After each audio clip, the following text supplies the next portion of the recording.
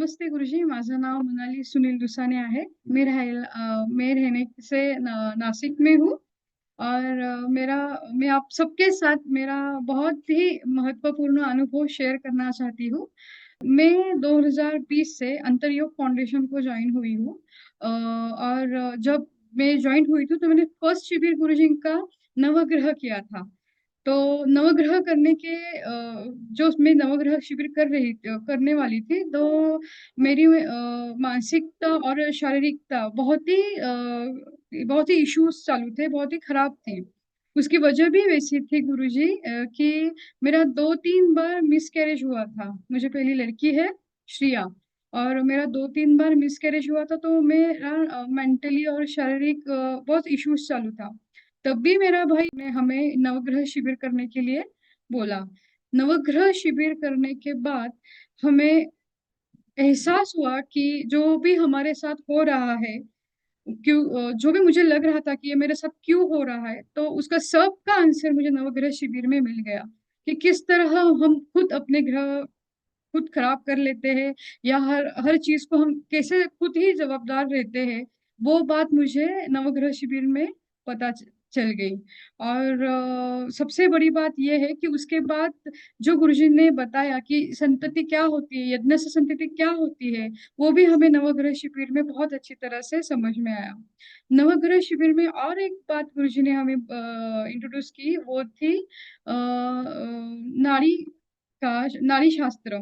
हमने उससे पहले कभी सुना नहीं था, पर गुरुजी से जब सुना तो हमने वो नाड़ी शास्त्र रेमिस किया और वो करने के बाद हमें बहुत ही अच्छा लगा कि जो क्या हमारे पूर्व जन्म की क्या गलतियाँ हैं या इस जन्म की क्या गलतियाँ हैं, ये सब हमें उस नाड़ी शास्त्र में समझ में आया।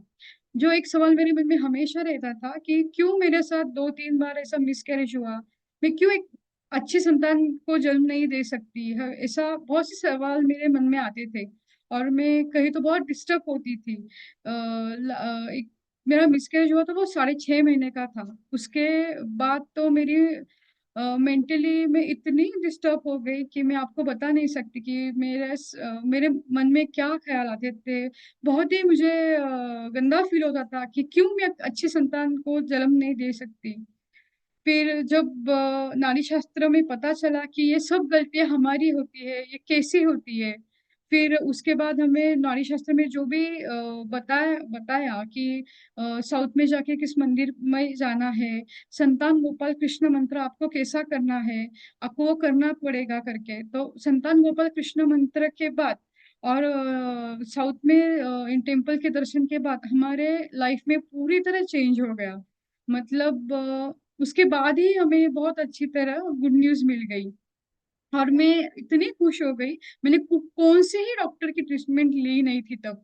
क्योंकि इसके पहले ना मैंने बहुत डॉक्टर को बोला था, तो सब डॉक्टर बोलते थे कि आपको हेल्थ इश्यू वगैरह कुछ भी नहीं है, पर पता नहीं कि आपके साथ ऐसा क्यों हो रहा है। इसलिए और टेंशन आता था कि कुछ नहीं है, फिर भी हमारे साथ ऐसा क्यों हो रहा है? फिर पता चला कि ये तो मेडिकल इश्यू नहीं, ये तो हमारे पूर्वजन्म के सब हमने किए कराए होते हैं। तो उसके बाद हमने वो सब तो गुरुजी ने वैसे बताया वैसे हमने सब किया और उसके बाद गुरुजी की कृपा से, माता रानी की कृपा से और सब जानकारी की वजह से हमें बहुत अच्छी संतान मिली, उसका नाम प्रसन्न है। मुझे इतनी खुशी है, जो-जो बात आई थी नारी में, वो सब सब सच हो गई। और एक बात मैं आपके साथ शेयर करने वाली हूँ। डॉक्टर ने मुझे बोला था जब प्रसन्न मुझे रह गया था, तो वो डॉक्टर बोले थे कि तब मैं पंचकर्म कर रही थी खुद का। तो पंचकर्म के वक़्त ही मुझे प्रेग्नेंसी रह गई। तो डॉक्टर बोल रहे थे कि ऐसा हो ही नहीं सकता था क्योंकि वो पीरियड नहीं था कि जब आप कंसीव कर सकते हैं ऐसा करके।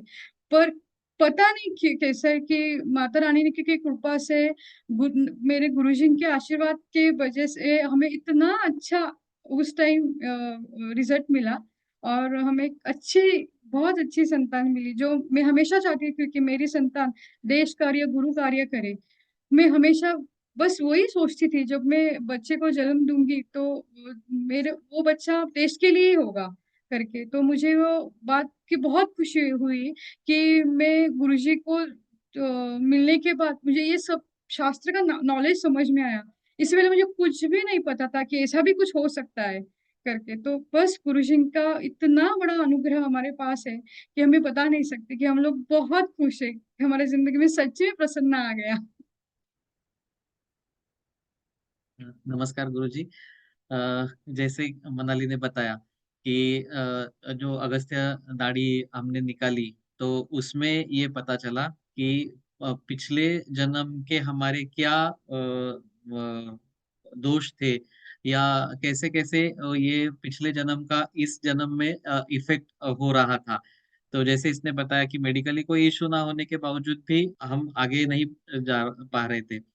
तो उसमें जो उपाय दिए गए थे, टेम्पल विजिट है या फिर संतान गोपाल कृष्ण की पूजा उसमें आई थी। तो वो पूजा करने के बाद जब उसमें जो जो टाइमलाइन दिया था या जो जो टाइम टेबल दिया था, वो टाइम टेबल के हिसाब से ही बराबर सारी चीजें होती गई।